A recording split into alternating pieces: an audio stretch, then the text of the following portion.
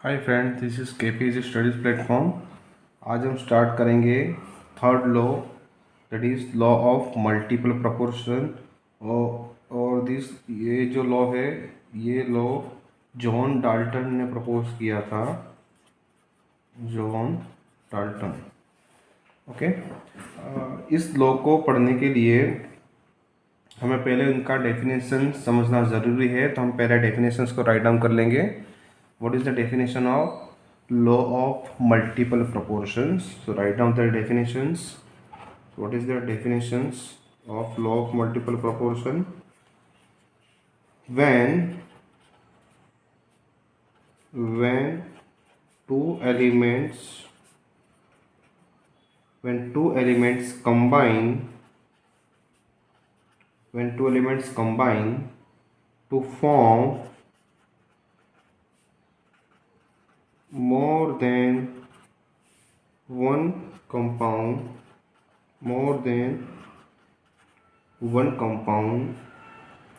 then the different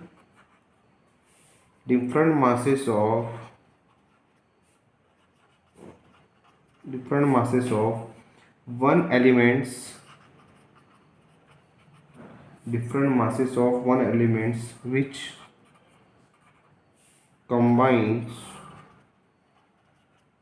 combines with fixed mass of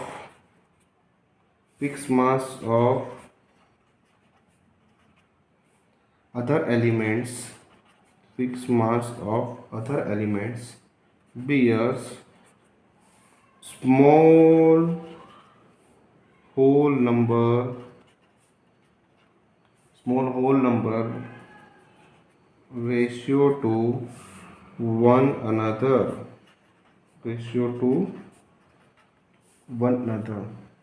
friend, दिखने में तो ये डेफिनेशंस बहुत बड़ा लग रहा है हमें कि what is the law of multiple proportions when two elements combine to form more than one compounds then the different masses of one elements which combine with fixed mass of other elements bear small whole number ratio to one another.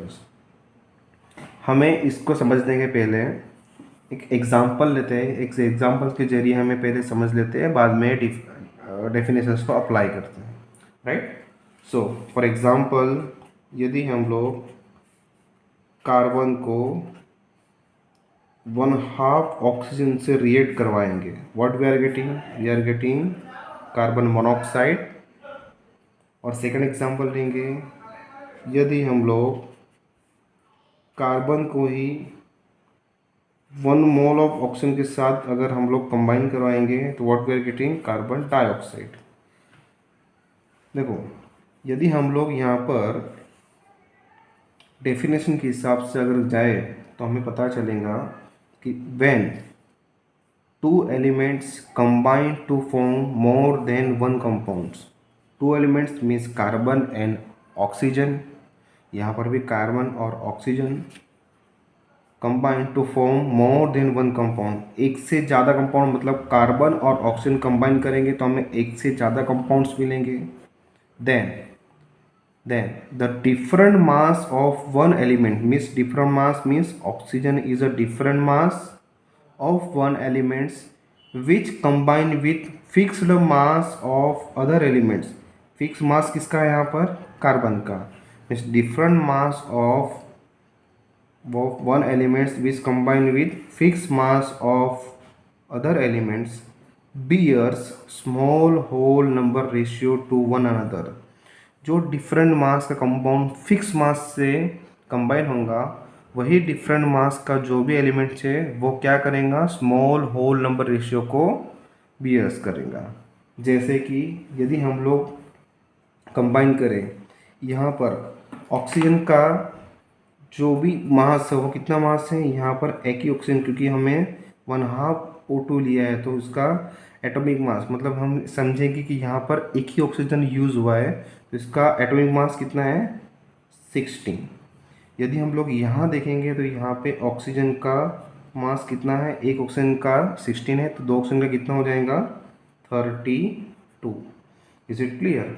यदि हम लोग ratio check करेंगे, यदि हम लोग ratio check करेंगे इसका different masses का, तो हमें पता चलेगा रेशियो क्या बियर्स करेगा 16/16 इंटू 32।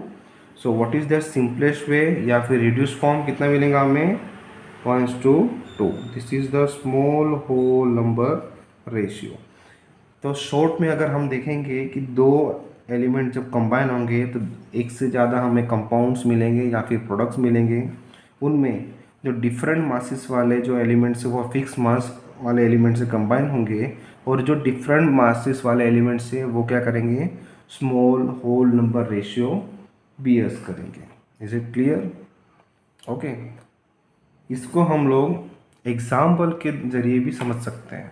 फॉर एग्ज़ाम्पल, यदि हम लोग यहाँ पर फाइंड करें कि ये multiple law of multiple proportion को शो करता है या नहीं, हम कैसे चेक करेंगे, how to check whether it is show multiple proportion और नॉट। तो हम कैसे चेक करेंगे, तो हमें पता चलेगा फ्रेंड्स, यदि हम लोग, हमें पता है कि यहाँ पे N2O, NO, N2O3, NO2, N2O5, ये हमें कहाँ से मिला है, ये जब हम लोग नाइट्रोजन को रिएक्ट करवाएंगे ऑक्सीजन से, व्हाट वी आर गेटिंग, दो एलिमेंट्स को हम कंबाइन करवाएंगे तो we are getting more than one compound, that is N2O, NO, N2O3, NO2 और N2O5। Is it clear? तो यदि हम लोग चेक करेंगे नाइट्रोजन का मास, तो नाइट्रोजन का मास हमें कितना पता चलेगा यहाँ पे, यदि हम लोग नाइट्रोजन का मास फाइंड करेंगे तो हमें पता है कि नाइट्रोजन का मास, अगर यदि दो नाइट्रोजन है तो दो नाइट्रोजन का मास कितना हो जाएगा यहाँ पर, दैट इज 28, और एक ऑक्सीजन का मास कितना है, atomic mass, that is what 16। वैसे अगर यहाँ चेक करेंगे तो एक नाइट्रोजन का मास कितना है, दैट इज 14, और एक ऑक्सीजन का मास कितना है 16। यदि यहाँ चेक करेंगे तो दो ऑक्सीजन का मास, नाइट्रोजन का मास कितना है, एक नाइट्रोजन का 14 है तो दो ऑक्सीजन नाइट्रोजन का, एक नाइट्रोजन का 14 है तो दो नाइट्रोजन का 28। वैसे ही 3 ऑक्सीजन है तो उसका मास कितना हो जाएगा 48। यदि हम यहाँ चेक करेंगे तो अगेन नाइट्रोजन का 14 हो जाएगा, यहाँ पे दो ऑक्सीजन है तो उसका मास कितना हो जाएगा, दैट इज़ 32। नाइट्रोजन चेक करेंगे तो यहाँ पे कितना हो जाएगा, दो नाइट्रोजन का मास है तो मीन्स वॉट 28, और 5 ऑक्सीजन का मास है मीन्स वॉट 80। अभी इस डाटा से हमें तो ये नहीं पता चलेगा कि यहाँ से, क्योंकि मल्टीपल प्रोपोर्शन में x का मास तो हमें फिक्स करना पड़ेगा, तो यहाँ पे तो डाटा से हमें ये नहीं पता चलेगा कि किसका मास हमें फिक्स करना है। तो यदि हमें फिक्स करना है तो हम ये कर सकते हैं कि हमें नाइट्रोजन का मास फिक्स करना पड़ेगा। यदि दोनों में से एक, कोई भी एक का मास हम लोग क्या करेंगे, फिक्स कर देंगे। कैसे फिक्स करेंगे, अगर हम लोग suppose will fix mass of nitrogen, यदि हम लोग नाइट्रोजन का मास को फिक्स कर देंगे, यदि हम लोग नाइट्रोजन का मास को फिक्स करेंगे तो हमें कैसे सॉल्व करेंगे, कैसे पता चलेगा कि ये multiple law of multiple proportion को शो करेगा या नहीं करेगा। तो सपोज़ यदि हम लोग यहाँ पे नाइट्रोजन और यहाँ पे ऑक्सीजन को वापस राइट डाउन करेंगे तो इसको फिक्स करेंगे नाइट्रोजन को। यदि हमने नाइट्रोजन को फिक्स किया, सपोज नाइट्रोजन का मास कितना है 28, तो हमने 28 ही रखा, ओके। तो यहाँ पे ऑक्सीजन का मास कितना है, यहाँ पे 16। क्लियर? अगेन यदि यहाँ पे हमें नाइट्रोजन का मास को फिक्स करना है तो हम क्या करेंगे, नाइट्रोजन को बढ़ा देंगे। सपोज़ 14 है तो उसको 2 गुना कर देंगे तो हम 28 करेंगे। अगर इसको 28 किया तो इसको भी 2 गुना बनाना पड़ेगा, तो हम इसको कितना करेंगे 32। अगेन इसको 28 है एज इट इज़ रहने देंगे क्योंकि हमें 28 फिक्स करना है, तो हम लिखेंगे will fix mass of nitrogen by 28। Is it clear? Again 28 है तो इसको हम 48 ऐसे ही रहने देंगे। अगेन 14 है, हमें 28 करना है तो हम 2 से मल्टीप्लाई करेंगे तो 28 हो जाएगा। अगर हम इसको 2 से मल्टीप्लाई करना पड़ेगा तो ये हो जाएगा 64। अगेन इसको हम 28 एज इट इज रहने देंगे, that is what 28, it is as it is रहने देंगे, दैट इज़ व्हाट 80। अब फ्रेंड्स अगर डेफिनेशन के हिसाब से देखेंगे तो हमें पता चलेगा कि हमने एक का मास तो फिक्स करके रख दिया है।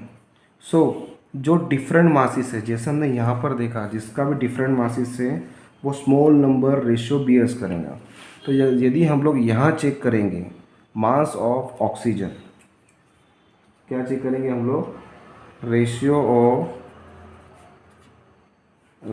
Of different mass of elements,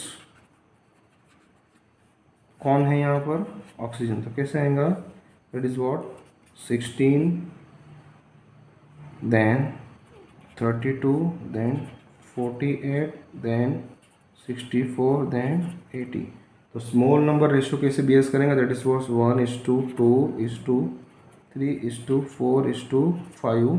16 को मल्टीप्लाई करेंगे मल्टीपल, तो हमें रेशियो मिलेगा 1:2:3:4:5 4:5।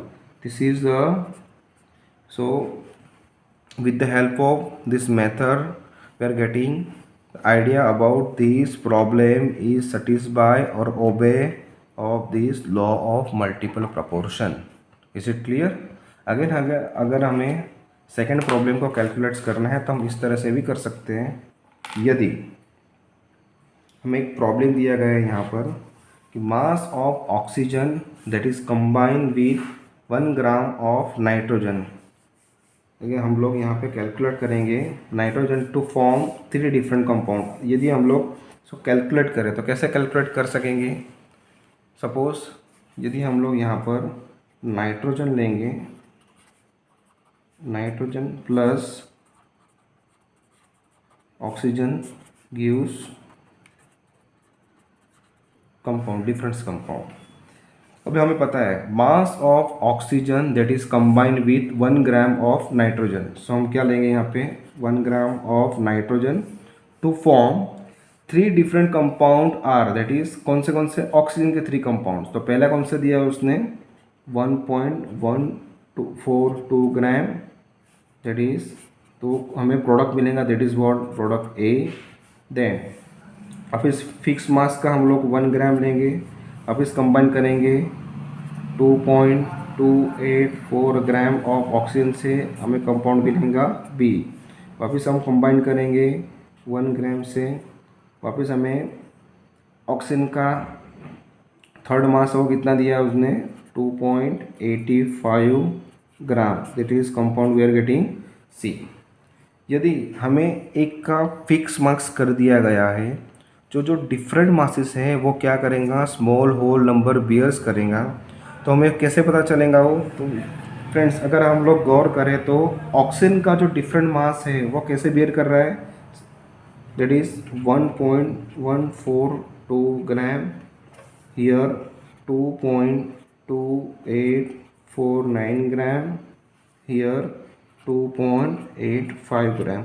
यदि हम लोग सिग्निफिकेंट फिगर अगर यदि हम लोग पढ़े हैं तो हमें पता है कि 2.85, अगर 2.8 से 2.5 से अगर डिजिट ज़्यादा रहेंगे तो हम लोग उसको क्या लिखेंगे, नियर अबाउट 3 लिखेंगे। यस, यदि 2.2 अगर यहाँ पर 2 से 2.5 रहता तो हम लोग क्या लिखते 3। अगर 5 से कम है, इस वाले डिजिट 5 से कम है तो हम क्या करेंगे, 5 से कम है तो उसको एज इट इज़ रहने देंगे। तो उसका अगर 2.5 रहता तो हम 3 लिखते, अगर 2.5 से कम है तो हम क्या लिखेंगे, दैट इज़ 2। यदि यहाँ पर 5 से ये वाला डिजिट कम है, 1.5 से ये डिजिट कम है तो हम क्या लिखेंगे 1। तो that is small ratio is that's are what 1:2:3। This is the small whole number ratio of different mass of these compounds. Thank you.